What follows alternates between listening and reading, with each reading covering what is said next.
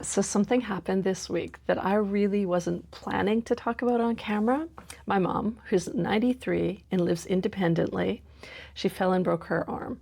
And because she uses a walker, the broken arm is a huge deal. It's a lot of loss of independence. It means a long hospital stay. So at the same time, I'm coordinating all of this with her and my brother. I had a summit to script, videos to record, community posts to write, a travel blog to finish, a Facebook marketplace ad, and about 1,000 other things that really did need to go on.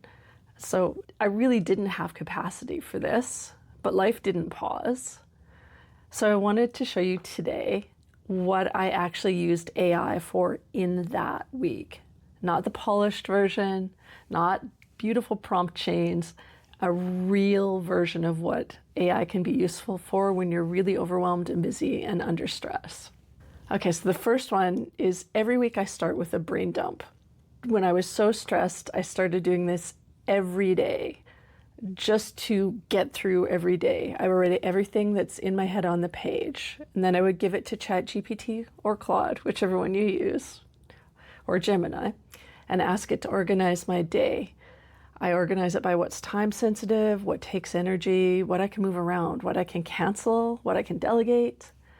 So if you're overwhelmed, like I was, the list in your head can really be the problem sometimes. Getting it out, organized really imperfectly, changes how the day starts. So I would just hit the record button in my LLM and just dump everything out and then ask to help organize it day by day. And that was a huge help. Another thing was coordinating care. So when my mom fell, suddenly I had this added thing. I had to coordinate with two brothers about care for her, visits, decisions, what things are going to look like going forward. So like really complex family dynamics. So everybody with their own opinions and schedules and feelings. So I didn't use AI to make any decisions, but I did use it to help me think through options and help me think of the best way to say things before I went into conversations. So I described the situation, any family dynamics, what I was worried about, and what I needed each conversation to accomplish. And then I asked me to help think through it, think through what to say and how to say it. In this case, I also used AI to process some of the harder feelings around this, and I'll go deeper into that piece inside my community. But I didn't want to skip it here because it's a real thing, and I think it's important to acknowledge that it can be useful for that kind of thing, sometimes within certain boundaries, as long as you remember it's not a therapist, but it can help you work through some things. Another thing I used it for was something small.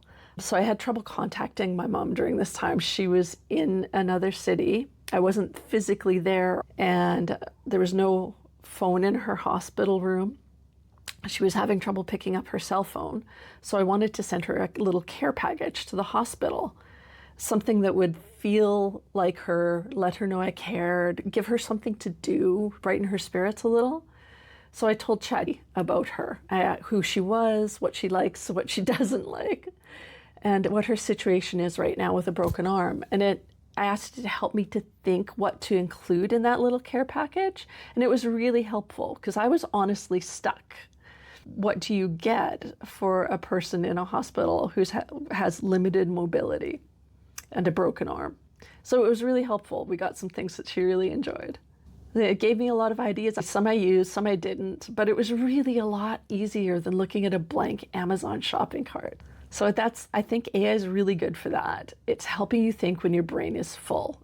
And it's not laziness, it's just using the right tool to help you through something that's difficult in that moment.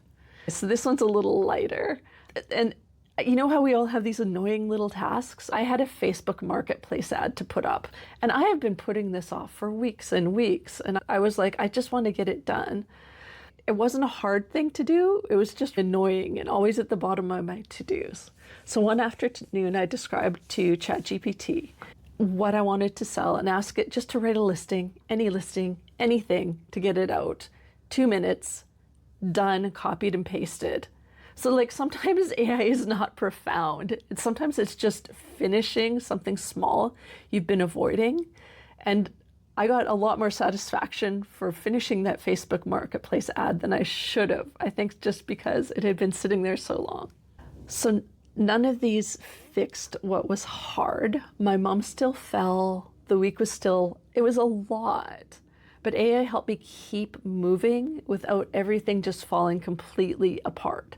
A lot of things didn't get done, but because I used AI to leverage and help me with some smaller tasks or some difficult tasks too, I got a lot further than I would have. Honestly, I think that's what we should be using AI for, not always to do more. Sometimes it can just help us stay functional when life is asking a lot of us. So if this resonated, if this is the conversation you want more of, this is what we do inside of Ease with AI tier in Adapt Lab, my school community. Every month I go deeper into one of these ideas with a video, detailed prompts, a detailed reflection exercise, things you can actually use. So the link is below. You can check out my free community first. There's a lot of great stuff in there. And whether you plan to join or not, I hope this week feels a little lighter than last week.